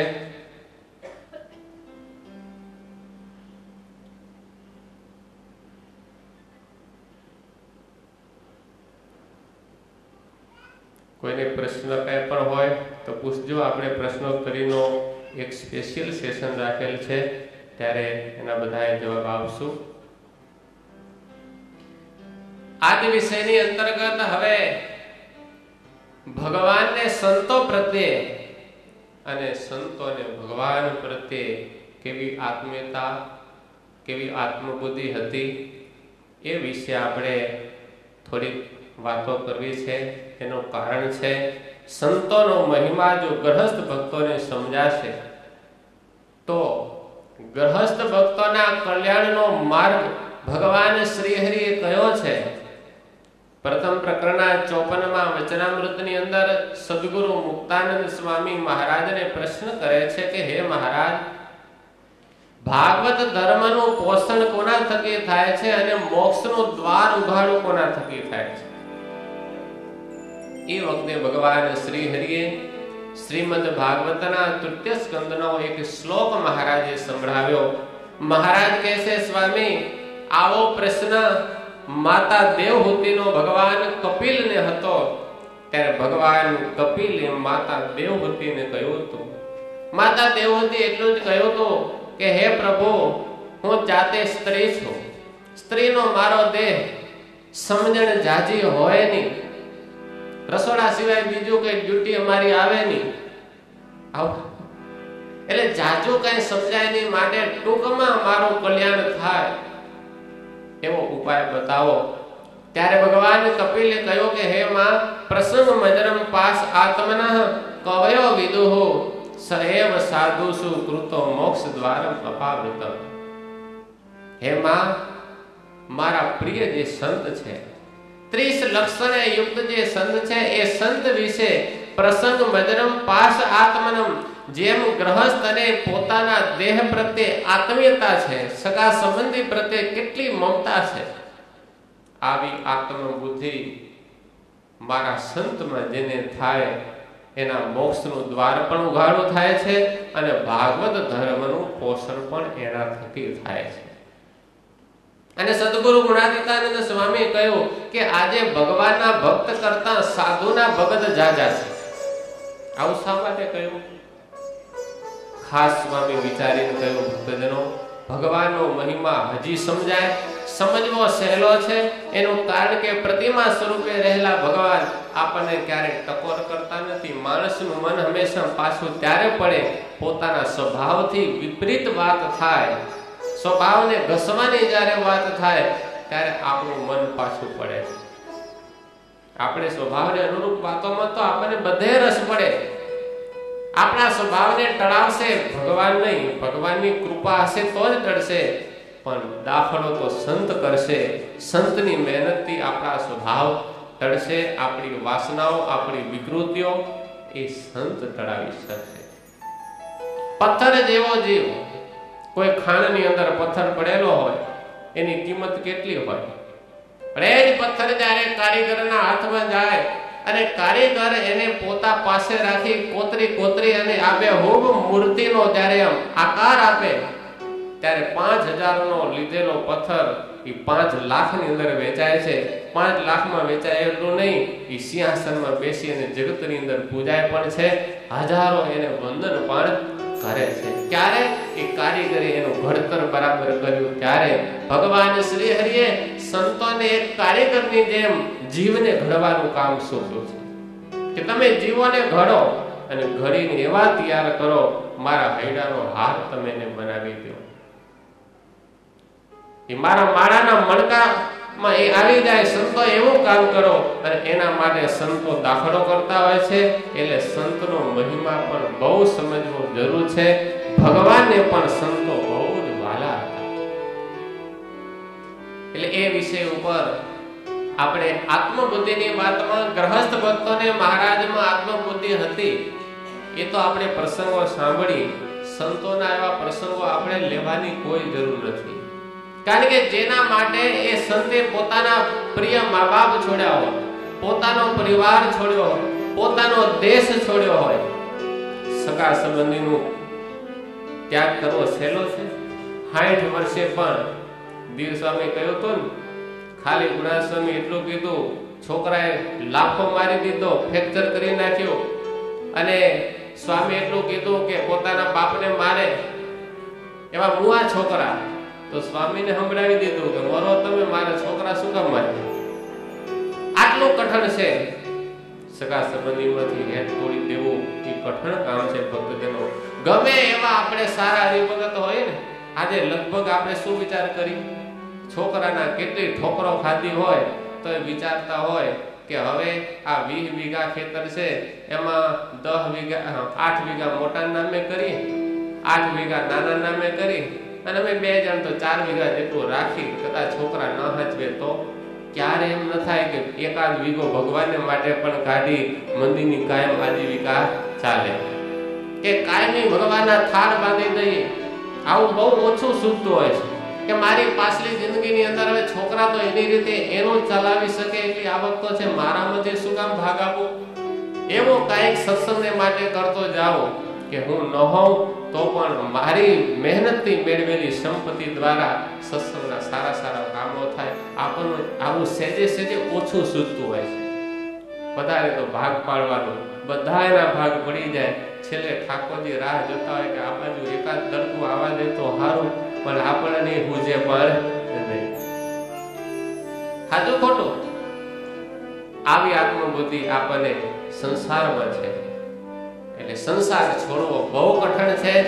સંતોએ પોતાનું સર્વસ્વ ત્યાગ કરી અને ભગવાનને માટે થઈ અને રાત દાડો મહેનત કરે છે. કઈ નબળીઓ ખાવાનું બની ગયા બાવા એવું નહીં.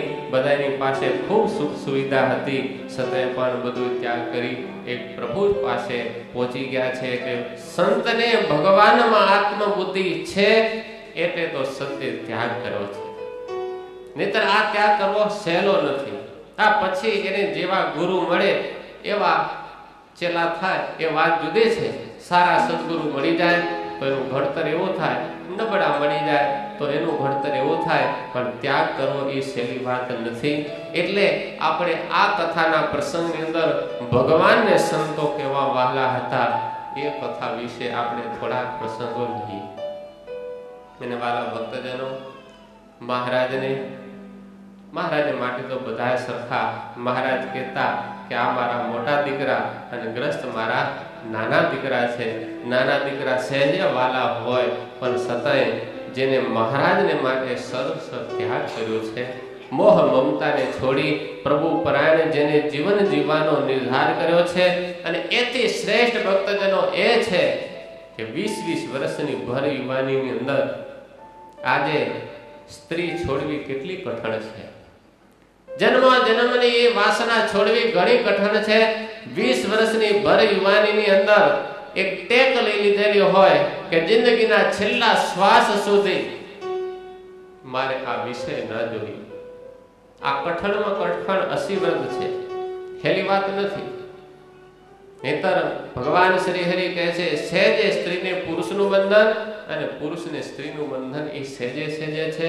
અને એ બંધન ન નડતું હોય ભક્તજનો તો અત્યારે સમાજમાં સાધુ સમાજ મોટો હોય ને ગ્રસ્ત સમાજ ઓછો હોય. સાચું છે. બાકી કોણ ઘસાવા જાય? ખબર જ છે કે રાત દાડા મહેનત કરીને સોલાઈ જવાના છે. પણ આપણી વૈરાગ્યની દુર્બળતાને કારણે આપણે સંસારમાં જવું જ પડે છે. જ્યાં સુધી વાસના ન ટળે ત્યાં સુધી જો ત્યાગાશ્રમમાં આવી ગયા હોય તો ત્યાગાશ્રમ એનો શોભતો પણ નથી. એના કરતા ગ્રસ્તાશ્રમમાં રહી અને સારા હરિભગત બનવું એ શ્રેષ્ઠ છે. પણ સંતોએ ભર યુવાનીની અંદર એ 80 વ્રત લીધેલું હોય ત્યારે ભક્તજનો એ ભગવાનને વાલા હોય ને હોય. આ સત્સંગમાં તો કેવા દાખલા થયા છે, દાખલા બન્યા છે કે મેથાણ ગામના અજા પટેલના ભાણેજ એ કલ્યાણદાસ કડુવાડા, એ કલ્યાણદાસના લગ્ન થાય અને લગ્ન થતા એ 4 ફેરા એના ફરાતા હતા. અને આ બાજુ ભગવાન શ્રી હરિ બાદરાથી પત્ર લખે, માચો સુરો મામયો અલયો નાજો મૂળું. આ 18 ગામ ધણીઓને મહારાજે પત્ર લખ્યા કે બધાએ ઘર-બાર છોડી અને જેતલપુર ભાઈ રામદાસજી પાસે જઈ ત્યાગીની દીક્ષા લઈ અને ત્યાંથી ભુજ અમારે દર્શને આવજો. ત્યારે પત્ર ગામો ગામ ફરવા લાગ્યો. એમાં કરુણા કલ્યાણદાસને મેથાણના અજા પટેલ એના મામા એ પરણાવવા માટે જે આવેલા એમનું નામ પણ એની અંદર અજા પટેલનું હતું. એટલે અજા પટેલે વાંચ્યું તો મહારાજે મને સાધુ થવા માટે બોલાવ્યા છે. એટલે એ ચાલુ લગ્નની અંદર મામો એ હાલતા થયા. એટલે કલ્યાણદાસે પૂછ્યું કે મામા કઈ બાજુ? તો કે ભાણા મહારાજનો પત્ર આવ્યો છે એટલે હવે જઈએ છીએ સાધુ થવા માટે. અરે પણ મામા પત્ર તો વંચાવો. પત્ર વાંચ્યો. માચા સુરા મામૈયા અલૈયા નાજા બુડુ જીવા માત્રા આ બધાના ગામ ધણીઓના નામ જોયા. એ આદિ સર્વે તજ્જો ઘર બાર, એ આદિ જ્યાં નામ વાંચ્યું ત્યાં તો તરત કલ્યાણદાસે કહ્યું કે મામા આમાં તો મારું પણ નામ છે. અજા પટેલ કહે છે કે ભાણા આમાં ક્યાં તારું નામ છે? અરે મામા આમાં આદિ નહીં, આ લખ્યું છે આમાં આદિ, એ આદિ એટલે આદિમાં હું આવી જાઉં. અરે પણ ભાણા તારા આજે લગ્ન થાય છે, 3 ફેરા ફરી ચૂક્યો છે, 1 ફેરો ખાલી ફરવાનો બાકી છે. મામા હવે ચોથો ફરે તો 84 ફરવાના વારા આવે. ભગવાને નિર્દેશ કર્યો છે એટલે હવે નીકળી જ જવું જોઈએ. અને ખરેખર એ ચાલુ લગ્નમાં કોઈની સહેજ શરમ ની નીચે દબાયા વગર એ કલ્યાણદાસ ત્યાંથી નીકળી ગયા. 18 ની જગ્યાએ જ્યારે 19 જ્યારે ભુજ ગયા ત્યારે ભગવાને જોયું તો 18 ની જગ્યાએ 19 જણાના નામ જોયા. ભગવાન કે આ એક વધારે કેમ? અમે તો 18 ના નામ લખ્યા, આ 19મો કોણ? એટલે અજા પટેલે કહ્યું કે મહારાજ આ મારો ભાણો. મહારાજ કહો પણ એના હાથમાં મીંઢણ કેમ? ત્યારે કે મહારાજ હું એને પરણાવવા ગયો તો, 3 ફેરા તો ફરી ચૂક્યા હતા પણ તમારો પત્ર આવ્યો એટલે હું નીકળી ગયો. પણ ભાણે પત્ર વાંચ્યો તો એને કે મારે આવું છે, આમાં મારું નામ છે. મહારાજ કે ક્યાં નામ છે? ત્યાં એ કલ્યાણદાસે કહ્યું કે મહારાજ એ આદિ નથી લખ્યું, આમાં આદિમાં હું આવું કે નહીં? ત્યારે ભગવાન શ્રી હરિ કહ્યું કે કલ્યાણદાસ તમે તો અદ્ભુત કામ કર્યું, જાઓ તમારું નામ અદ્ભુતાનંદ સ્વામી, અદ્ભુતાનંદ સ્વામી એનું નામ ધારણ કરાવ્યું. પણ મહારાજે લીલા શું કરી? પછી તો થોડા દિવસ રાખ્યા, ખૂબ સુખ આપ્યું અને પછી કે અમારા વચને તમે બધા સાધુ થયા, પાછા ઘેર જાઓ. તે બધાને ઘેર જવાનું કહ્યું. કલ્યાણદાસ અદ્ભુતાનંદ સ્વામી કહે છે મહારાજ આ મીંઢણ પણ તમે છોડ્યું તું, હવે જઈને ક્યાં માંગણી કરીશ? એ વિચારવાનું કે નહીં? આ તો બધાને ઠીક છે, ઘેર જશે એટલે બધું તૈયાર જ હશે, રાહ જોતા હશે, પણ મારું હું ફરી કે થોડા ને ઘોડે ચડાશે. મહારાજ કે અમે ક્યાં તમને જવાનું કહે છે, તમને તો સદાને માટે અમારી સાથે રાખવા છે, અને જ્યાં સુધી સ્વામી સૂર્ય ચંદ્ર તપશે ત્યાં સુધી તમારા અદ્ભુત કાર્યના વખાણ થતા રહેશે. એ મહારાજ બહુ રાજી થયા અને સ્વામીને ભેટી કાયમ માટે સ્વામીને પોતાની સાથે રાખ્યા. સંતનો ત્યાગ કંઈ ઓછો ભક્તજનો નથી, એ બહુ મહાન ત્યાગ છે. એટલે ભગવાન શ્રી હરિને બહુ વાલા છે. મહારાજ એકવાર શરદ પૂર્ણિમાની રાત્રિ હતી. ગઢડાની અંદર રાત્રે 12 વાગ્યા સુધી પ્રસંગ ચાલ્યો.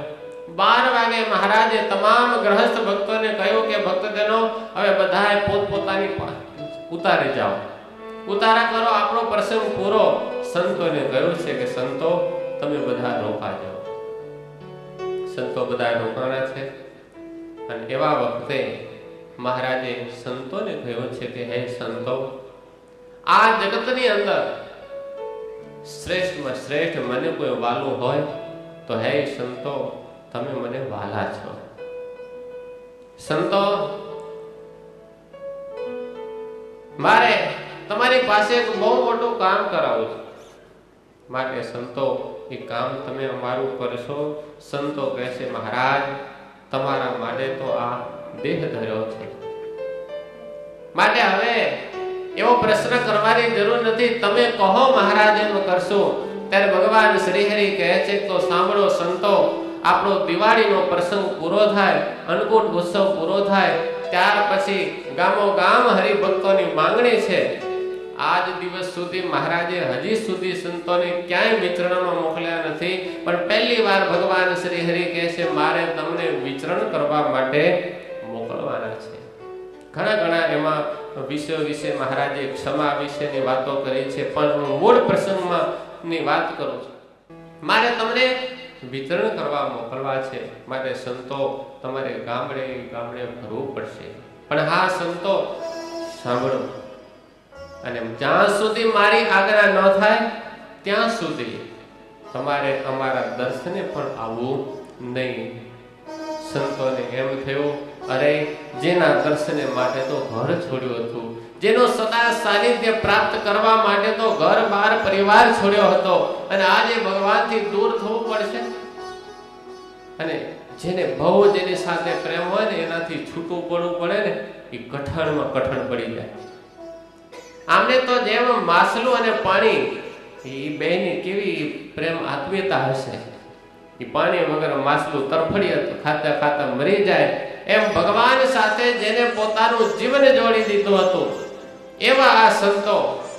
અને એ સંતોને જ્યારે ભગવાન શ્રી હરિ એમ કહે છે કે તમે અમારાથી દૂર જાઓ, ગામડે ગામડે ફરો, સત્સંગમાં વિચરણ કરો, હજારો મુમુક્ષુઓને મારે શરણે કરો, આ કામ તમારે કરવાનું છે. સંતોને દુઃખ મહારાજની આજ્ઞા પાળવાની વાતનું નહોતું, પણ મહારાજથી દૂર થવું પડશે એ વાતનું દુઃખ હતું. છતાંય પણ સંતોએ જાણ્યું કે મહારાજની મરજી જો આવી જ છે તો મહારાજની મરજીમાં જ રહેવું.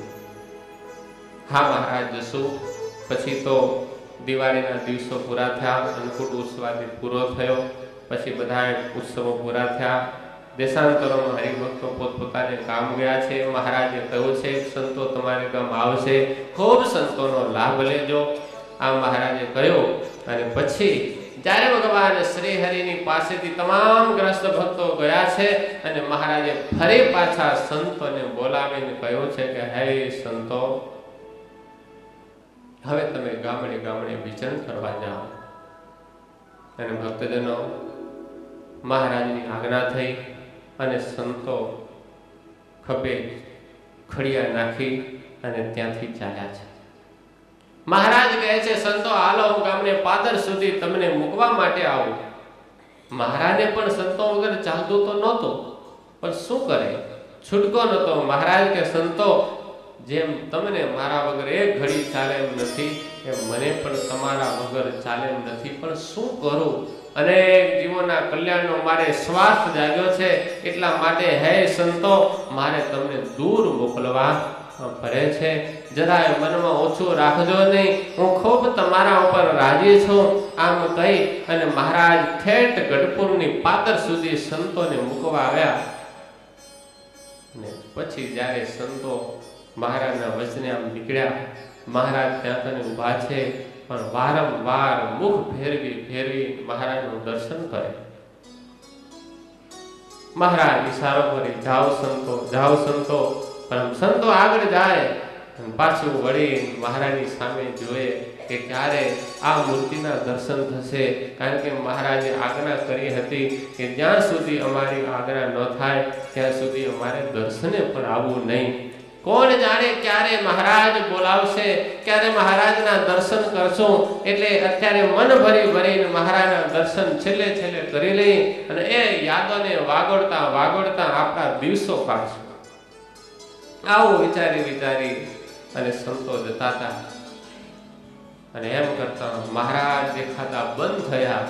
ત્યાં સુધી તો સંતોએ મહારાજને જોયા, પણ હવે સંતોની દશા એ થઈ, મનમાં અચાનક વિચાર ઉપજ્યો, મહારાજ વગર કેમ રહેવાશે.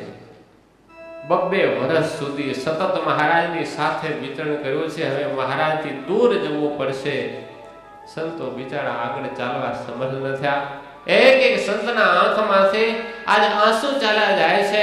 સદગુરુ મુક્તાનંદ સ્વામી, બ્રહ્માનંદ સ્વામી જેવા વડીલ સંતો એ નાના સંતોને સમજાવે છે કે સંતો મનમાં ઓછું ન રાખજો, મહારાજ તમારા ઉપર ખૂબ રાજી છે, તમે જરાય શોક ન કરતા. આ તો અનેક જીવનો કલ્યાણ માટે એક સંતની ફરજ છે, કર્તવ્ય છે, એટલા માટે તમને દૂર મોકલ્યા છે. માટે જરાય ઓછું ન રાખતા, તમે હિંમત ધારણ કરો અને તમે અહીંથી હવે આગળ ચાલો. સંતોએ જ્યારે નાના સંતોને સમજાવ્યા, નાના સંતો પછી ધીમે ધીમે રસ્તો કાપવા લાગ્યા. પણ ભક્તજનો, આ તો સંતનો પ્રેમ થયો. પણ હવે જ્યારે ભગવાન શ્રી હરિ ત્યાંથી પાછા આવ્યા છે, સીધા મહારાજ અક્ષરવડીની અંદર આવ્યા. આપણા સંતોએ કથાની અંદર લખ્યું, અક્ષરવડીમાં ગયા પછી ભગવાન શ્રી હરિ અક્ષરવડીમાં ઢોલિયા ઉપર બેઠા છે. પણ આજ કોણ જાણે, જાણે પોતાનું સર્વસ્વ લૂંટાઈ ગયું હોય. કોઈ વ્યક્તિનું સર્વસ્વ લૂંટાઈ માણસ કેટલો નિરાશ થઈ જાય. જેનો કુટુંબ પરિવાર ચાલ્યો ગયો હોય, તેની ધન સંપત્તિ ચાલી ગઈ હોય, માણસ સાવ નિરાધાર થઈ ગયો હોય, એ માણસની કેવી સ્થિતિ હોય. આજે એવી સ્થિતિ સંતો વગરની ભગવાન શ્રી હરિની થઈ છે. ઉદાસ મુખે મહારાજ બેઠા છે. વારંવાર આ ભગવાનને સંતો યાદ આવ્યા કરે છે કે મારા વહાલા સંતો, જે મારા વગર એક ક્ષણ પણ રહી શકતા નથી, એ સંતો ગામડે ગામડે જશે, એને પૂરું ખાવા મળશે નહીં. એટલું તો ઠીક, જે લોકો નહીં સમજી શકે એમના અપમાન કરશે, તિરસ્કાર કરશે. અરે સંતો શું કરશે? આવી યાદમાં ભગવાન શ્રી હરિ રડવા લાગ્યા છે. દર દર દર આંખમાંથી આંસુ ભગવાન શ્રી હરિના ચાલ્યા જાય છે. સંતોએ લખ્યું છે, ભગવાન શ્રી હરિનો ઢોલિયો એમના આંસુથી આંખો પલળી ગયો છે. 12 દરવાજા કોઈ પકડાવે, ભગવાન શ્રી હરિ ખોલતા નથી.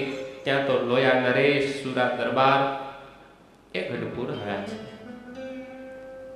દરબાર જ્યાં ગઢપુર આવ્યા અને એવા વખતે દરબાર આખો સૂનો લાગતો હતો. બધાને ખબર હતી મહારાજ બહુ ઉદાસ છે. કારણ પણ સમજી ગયા હતા કે સંતોના વિયોગનું દુઃખ મહારાજને આજે સહજ રીતે રડાવી રહ્યો છે. એટલે કોઈની હિંમત નથી. પણ સુરા ખાચર એ સખા ભાવવાળા એટલે મહારાજની પાસે ગયા છે. દરવાજો ખખડાવ્યો, મહારાજ ખોલતા નહોતા. ફરી દરબારે કહ્યું, મહારાજ હું લોયા નરેશ સુરો, હું સુરા ખાચર આવ્યો છું, દરવાજો ખોલો. અને ભગવાન શ્રી હરિ દરવાજો ખોલ્યો. ભગવાન શ્રી હરિની રડતા જોયા. અને ત્યાં સુરા ખાચરે કહ્યું કે મહારાજ કેમ રડો છો પ્રભુ? ભગવાન શ્રી હરિ કહે છે, દરબાર શું કરું, મને મારા સંતો યાદ આવે છે. દરબાર મારું બધું લૂંટાઈ ગયું. મહારાજ એમ આટલું બધું રડવાનું ન હોય પ્રભુ. ધીરજ ધારણ કરો. સંતો તો તમારા વચને કરી અને ગામડા ફરવા ગયા છે. મહારાજ સંતો ગામડા ફરશે તો અનેક જીવો આપને ઓળખી શકશે, એનું કલ્યાણ થશે. અક્ષરધામમાંથી આમે મહારાજ તમે મોટો સંકલ્પ લઈને આવ્યા હતા, તો એ સંકલ્પ પૂરો તો ત્યારે જ થશે ને. આમ ને આમ સંતો તમારી પાસે બેઠા રહેશે તો પછી કેવી રીતે અનંત જીવોના કલ્યાણ થશે? માટે મહારાજ થોડી ધીરજ ધારણ કરો અને તમે બોલાવશો એટલે સંતો તો તરત પાછા આવવાના છે. મહારાજને સમજાવે છે. મહારાજ કહે છે, દરબાર મને સમજાવવાની જરૂર નથી, હું બધું સમજુ છું, મને બધી ખબર છે, પણ શું કરું? દરબાર મને સંતો એટલા બધા વાલા છે ને કે હું સંત વગર એક ક્ષણ માત્ર રહી શકું એમ નથી. દરબાર આ પ્રીતને તો જે જાણતા હોય ને એ જ જાણી શકે.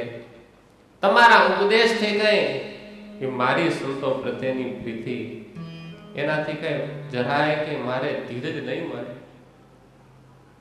કહેવાય છે કે આ જગતની અંદર ગરીબાઈ કોણ સમજી શકે? ધનવાનોને ક્યારેય ગરીબાઈ સમજાતી નથી, સમજી શકાય.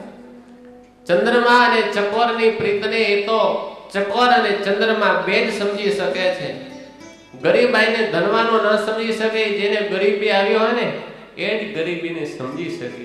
એટલે એ કવિ બહુ સુંદર શબ્દોની અંદર એ વાતને કહી છે કે ગરીબીને કોણ સમજી શકે, પ્રીતને કોણ સમજી શકે. એ સુંદર મજાની બે કડીઓ આપણે ખાલી ગાશે.